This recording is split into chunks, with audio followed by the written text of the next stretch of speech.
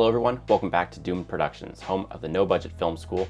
Here we make videos about film and filmmaking, and we also make feature films that you can watch for free right now on our YouTube channel. Be sure to stick around to the end of this video as we have a new teaser coming out for my new feature film, The Bell Rings.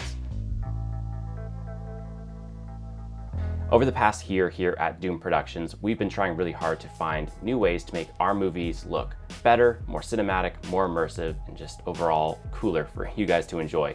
And that's brought up a lot of new challenges for us because we're filmmakers who finance our movies entirely out of our own pocket. So we don't have any budgets going into these movies. They are entirely made out of the money we have.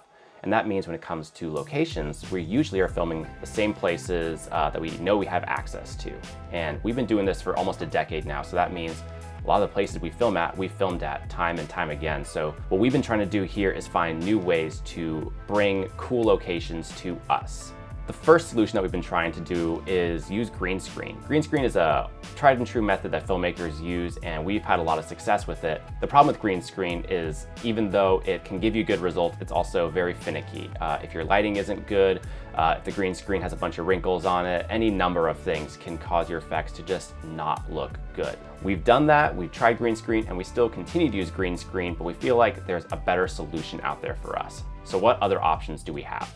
By now, it's becoming a lot more common to see Hollywood productions like The Mandalorian and movies like Oblivion use LCD screens to project environments around their actors in camera, so it looks 100% real, no green screens required. But at a no-budget filmmaking level, that's just not practical. There's no way we can buy hundreds of LCD screens and wire them all together and make this very advanced programming and make it look good. There's just no way we can do that. But if you look back to older Hollywood techniques, you find some stuff that's a bit more accessible for filmmakers at our level. If you look at movies like 2001: A Space Odyssey, they may not have had rear projection with LCD screens, but they did have something else. And this is something that I wanted to focus on a little bit today to see if there's something we can learn from the past that can be useful for filmmakers at our level making movies for free. Last fall, Jordan picked up a projector for around $100 off of Amazon, and over the last year, we've been using it just to experiment with what kind of effects we can use it for, just so we have an extra tool in our tool belt that we can use on our projects going forward. So today, I want to break down how we've been testing out using projectors so that we can know what we can use them for in some of our future films coming up. So like I said, this projector we're using is not very expensive. It was bought for under $100, and that means the results we're gonna get aren't perfect and as good as we would like them to be. But that being said, this is meant to be a test to see how far we can push it with as little money put into it as possible. And from here, if it's successful, we definitely plan to be upgrading this equipment in the future.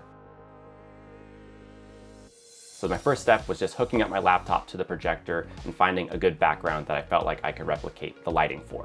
And from there, I set up my softboxes with RGB lights, and I replicated the colors as close as I could. This is a more stylized way to light your scene, but I decided that was more of the look that I wanted to try for. Not something as realistic, but something a bit more in the Doom Productions look. So once I locked in my hue and saturation settings, I just started moving the lights around. It kind of was a bit of a challenge doing this just with one person because I'd be moving from behind the camera to in front. But after a couple minutes of testing it around, I found that I was able to get a pretty interesting look with just these two lights and the projector behind me. And these are the final results that I was able to get with this setup.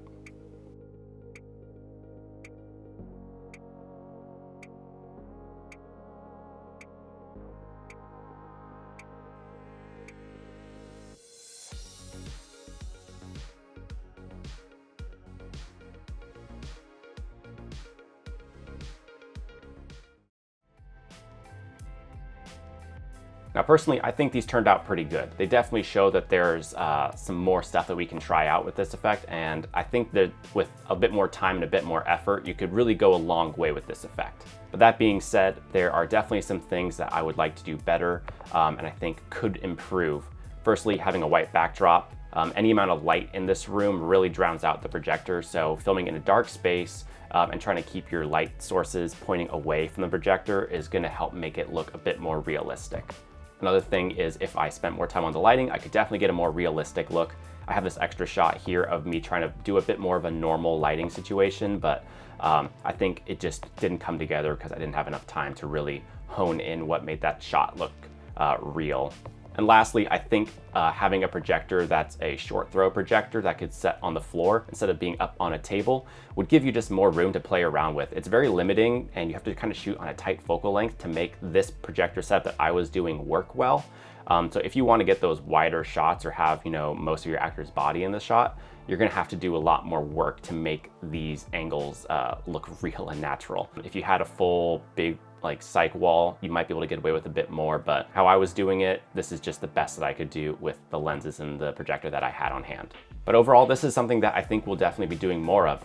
We've actually used this effect in a feature film that will be coming out later this year called Two Little Ghosts, so be on the lookout for that. You can see the ways that we use the projector to do some pretty wild stuff, actually, a lot more than what I showed in this video, but I want to keep some of that stuff as a surprise, so be on the lookout for that.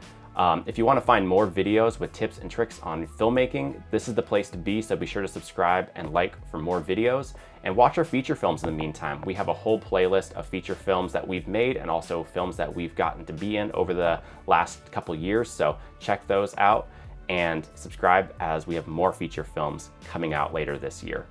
Without further ado, I want to show you guys a little teaser of my next feature film called The Bell Rings, so enjoy.